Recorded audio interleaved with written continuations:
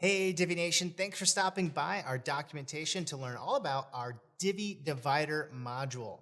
So the divider module is an excellent way to add extra space, a straight line or styled line across a certain section or area of your website. It's just a really useful tool to have in your arsenal, and that's why we've included it as a module. So we'll show you how to set it up, add it to a page, and of course, style it in some interesting and fun ways. Check it out. In this video, I'm going to give an overview of Divi's divider module. The divider module is perfect for creating those horizontal line rules or some custom vertical spacing for your web page. In general, it's just a great way to add structure and organization to your website. And adding these lines and spacing elements are really easy using the divider module in the Divi Builder. Let's go ahead and get started and take a closer look at the divider module. In this page section here, where I am showcasing some product features, I'm using the divider module in a couple of ways.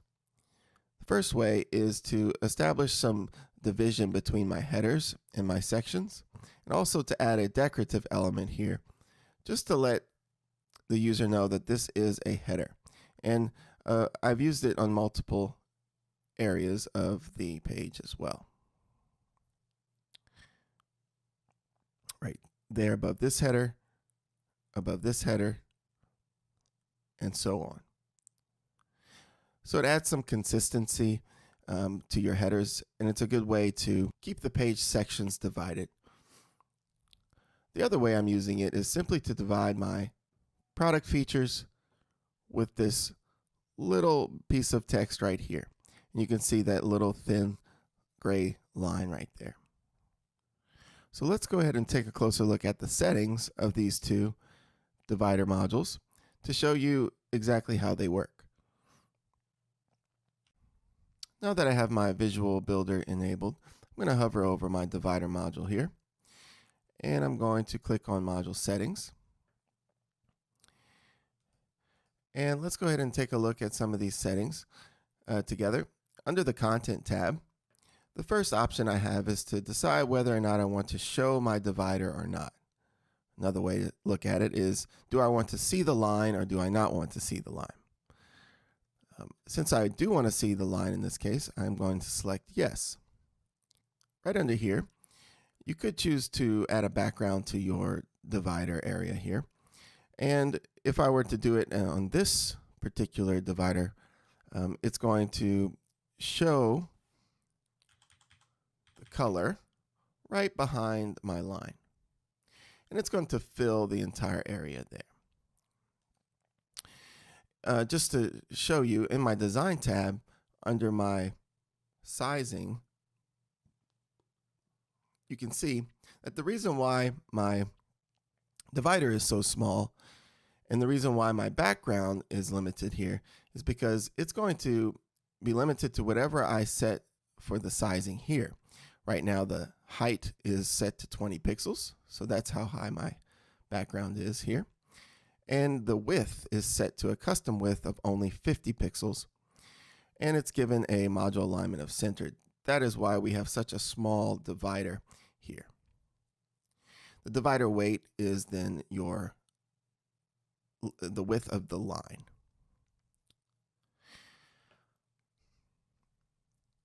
So for now, let's go back and I'm going to take out my background. Let's go back to our design tab. At the top here, you have the option of changing the color of your line. And I have it set to this pink to match the page design. You could also choose to have a different style divider. Right now I'm choosing a solid line, but you could choose dash, dotted, or any of these options here. Right now the divider position is vertically centered, but if I wanted to, I can position the line to go to the top of this divider area or the bottom. I'm going to keep it vertically centered. And let's continue on. We already went over our sizing elements here. So let's go on to our spacing. The spacing can add some additional margins or padding to your divider module if you want to. But I think in most cases, the sizing options will be able to take care of your spacing. You could also add a box shadow to your divider if you choose, or some animation. And in the Advanced tab, you always have the option of adding some unique CSS IDs and classes to this module to target it from an external style sheet if you want. Also add some inline custom CSS to any of the elements of your module, as well as choose to disable this divider on phone, tablet, or desktop displays. And let's take a closer look at the second divider here. I'm going to click on my settings, and as you can see, I am showing my divider in this case.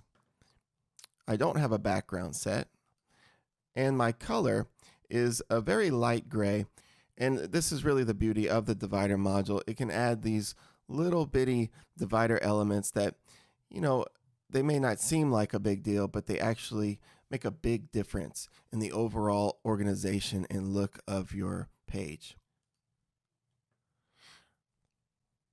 The style is, of course, a solid line, and the position is towards the top here. And in this case, I've given it some more height to add some more division between my content.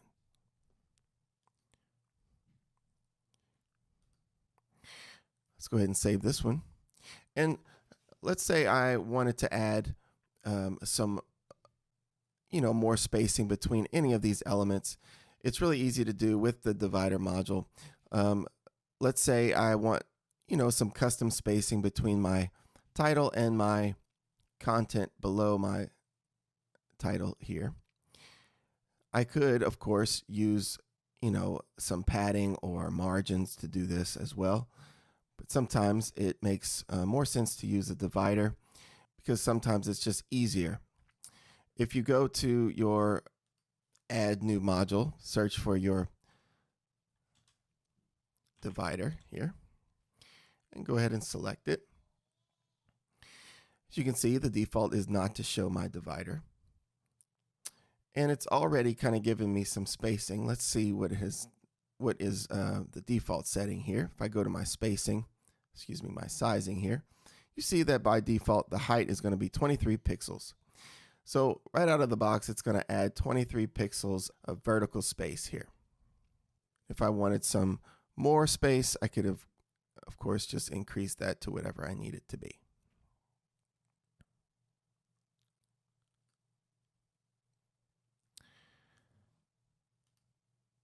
And that's your overview of Divi's divider module.